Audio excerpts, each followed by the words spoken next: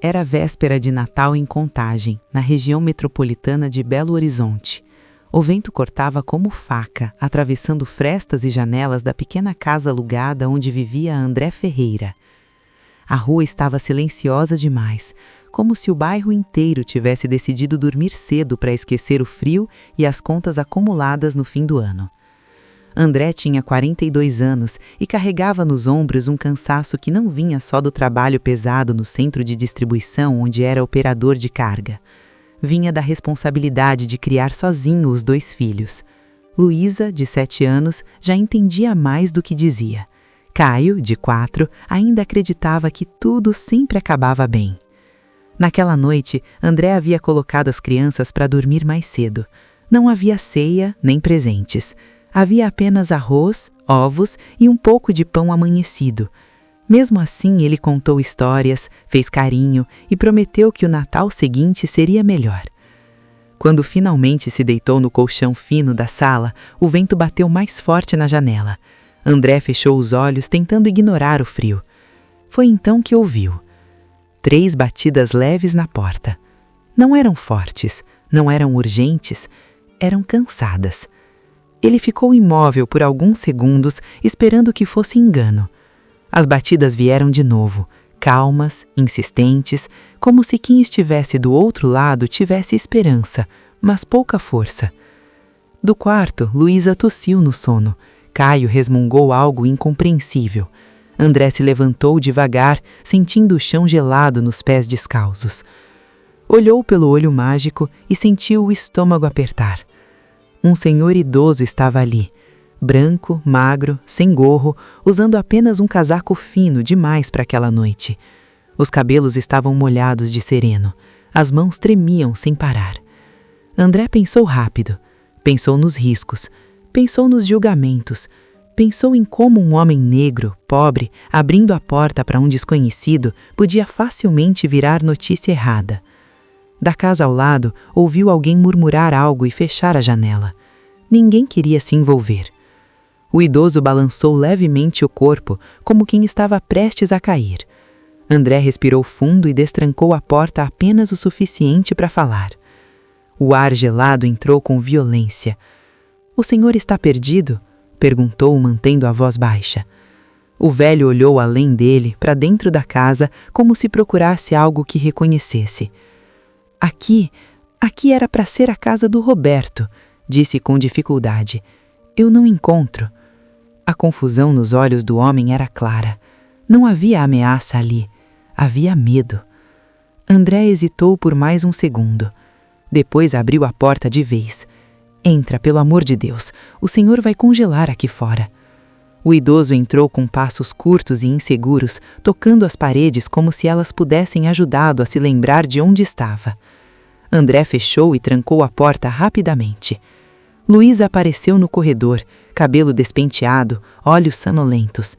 "Pai, quem é?" "É só um senhor que está com frio", respondeu André. "Volta para a cama." O idoso olhou para Luísa e seus olhos se encheram de lágrimas. "Helena", murmurou. André sentiu um arrepio que não vinha do frio. Ele não corrigiu, apenas conduziu o homem até o sofá. Pegou o único cobertor limpo da casa e colocou sobre os ombros dele.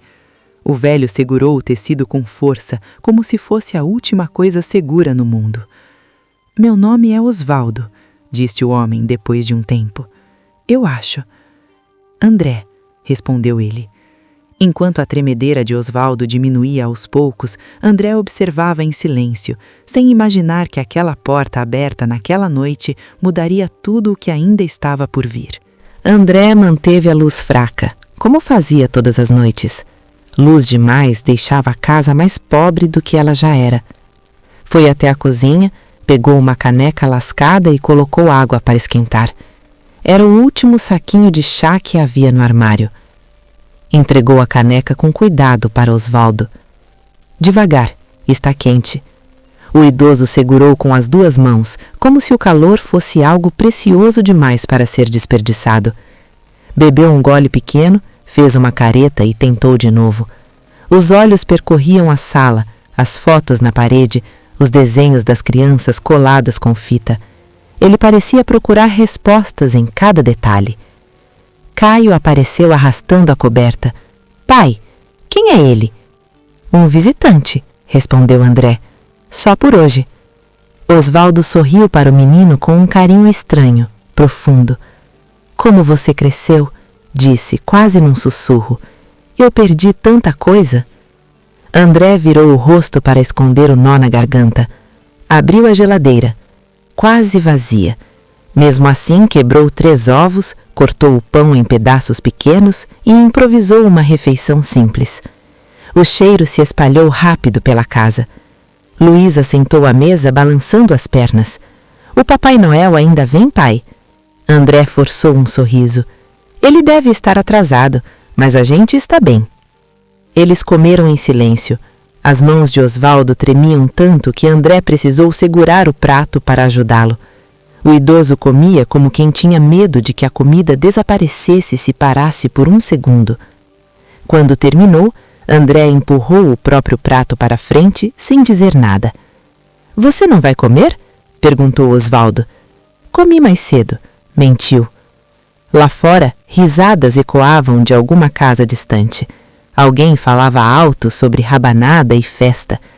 André lavou os pratos devagar, tentando ignorar o aperto no peito. Mais tarde, Osvaldo adormeceu no sofá, a respiração irregular, mas tranquila. André sentou no chão, encostado ali, atento a cada barulho da rua. Nenhuma sirene, nenhuma batida. Quando o dia começou a clarear, Osvaldo acordou assustado. Eu preciso ir, eles vão ficar preocupados.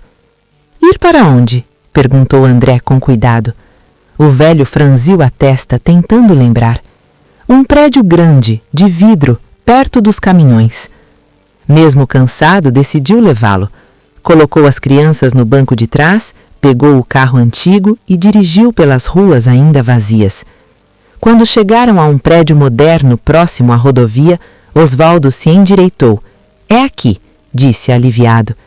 Antes de sair, segurou o braço de André com força inesperada. Obrigado por não fechar a porta. André apenas assentiu. Assim que deixou Osvaldo, o celular vibrou. Era mensagem do encarregado do trabalho. Está atrasado, apareça agora. André suspirou fundo.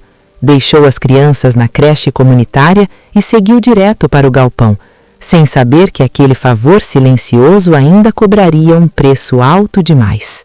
O galpão onde André trabalhava parecia mais frio do que o normal naquela manhã. O cheiro de óleo, poeira e metal pesado se misturava ao barulho constante das empilhadeiras. Mesmo sendo o dia seguinte ao Natal, o ritmo era o mesmo. Não havia espaço para atraso, explicação ou cansaço. O supervisor, Sérgio, o aguardava perto da doca. Camisa limpa, botas novas, prancheta debaixo do braço. Resolveu aparecer? Disse sem levantar a voz. André não respondeu. Colocou as luvas e foi direto ao serviço. Sempre foi assim. Quanto menos falava, menos problema arrumava. Sérgio apontou para um conjunto de caixas lacradas. Essas vão sair hoje. Para onde? Perguntou André. Depósito externo. Não se preocupe com isso. Durante horas, André carregou, amarrou e organizou tudo sozinho. Sérgio ficou por perto o tempo todo, observando, assinando papéis, sem ajudar em nada. As câmeras gravavam cada movimento. André não percebeu.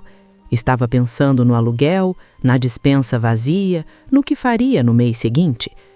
No fim do dia, saiu exausto, mas aliviado por ter garantido as horas extras. 3 semanas depois, o clima no galpão mudou. Os portões fecharam mais cedo, sussurros se espalhavam mais rápido do que o barulho das máquinas. Quando André entrou, percebeu os olhares. Algo estava errado. 2 homens de terno o aguardavam perto do escritório. É ele, disse um, apontando. Falaram em mercadoria desaparecida, em prejuízo alto, em registros que levavam todos ao nome dele. André explicou, com calma. Disse que apenas seguiu ordens, que Sérgio autorizou tudo. Sérgio negou sem piscar. Disse que André havia trabalhado sozinho naquele dia, que nunca pediu transferência alguma. Os colegas fingiam não ouvir. Alguns balançavam a cabeça como se o desfecho fosse óbvio. André foi suspenso na hora, sem salário, sem previsão de retorno. Em casa, o silêncio ficou mais pesado. A geladeira vazia por mais dias do que deveria. Luísa parou de pedir coisas. Caio perguntou por que o pai estava sempre triste. Quando a segurança apareceu novamente, André não discutiu. Manteve as mãos visíveis, a voz firme, repetiu a verdade do mesmo jeito, todas as vezes. Então veio a ordem final. O dono da empresa queria ver o acusado pessoalmente. André foi escoltado até o último andar, um lugar onde nunca tinha pisado. Ao entrar na sala, sentiu o ar mudar.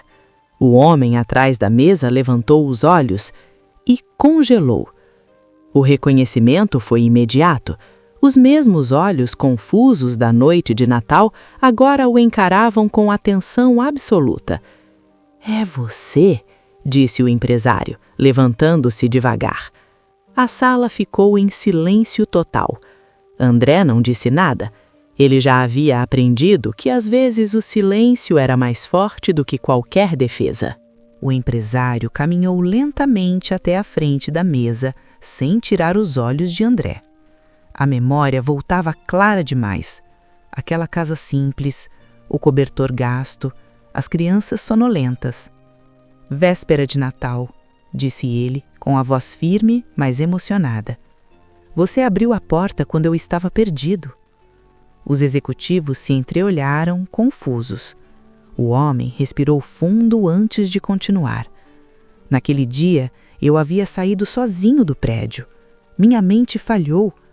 E esse homem me acolheu quando ninguém mais quis se envolver. Ele virou-se para os demais. As datas estão erradas. Quero as imagens agora." O vídeo apareceu na tela. André carregando caixas, André lacrando volumes. Depois, a imagem ampliou. Sérgio surgiu com a prancheta, apontando, falando, orientando. O áudio foi limpo. A voz dele era clara. "Leva tudo para o depósito externo, eu registro." O silêncio foi quebrado por murmúrios. O empresário fechou os olhos por um instante. "Chamem a polícia." Sérgio tentou falar. As palavras não saíram. Foi retirado da sala sem resistência. O dono da empresa sentou-se, visivelmente abatido. "Eu falei com você", disse a André. "2 vezes." André balançou a cabeça. "Eu só fiz meu trabalho." "Não", respondeu o homem. "Você fez muito mais do que isso." A acusação foi retirada. O nome de André foi limpo, mas a história não terminou ali. Dias depois, um novo contrato foi colocado sobre a mesa. Cargo melhor, salário digno, benefícios que finalmente alcançavam seus filhos. André não comemorou. Voltou para casa, preparou uma refeição completa e observou Luísa e Caio comerem sem pressa. Aquilo era vitória suficiente. Meses se passaram. André cresceu no trabalho com silêncio e atenção. O empresário passou a visitá-lo sem aviso. Falavam pouco, confiavam muito. Osvaldo, agora acompanhado e cuidado, ainda esquecia algumas coisas, mas nunca esqueceu aquela porta aberta. No bairro, as mesmas portas antes fechadas começaram a se abrir. Os cumprimentos mudaram, os olhares também. Naquele Natal seguinte, André ficou parado diante da porta por alguns segundos a mais. Nenhuma batida veio. Ele olhou para dentro da casa, para os filhos aquecidos e seguros, e entendeu que a bondade nem sempre protege no momento, mas sempre encontra um jeito de revelar a verdade. Se essa história tocou seu coração, deixe seu comentário, compartilhe sua opinião e siga o canal para mais histórias onde pequenas escolhas mudam destinos inteiros.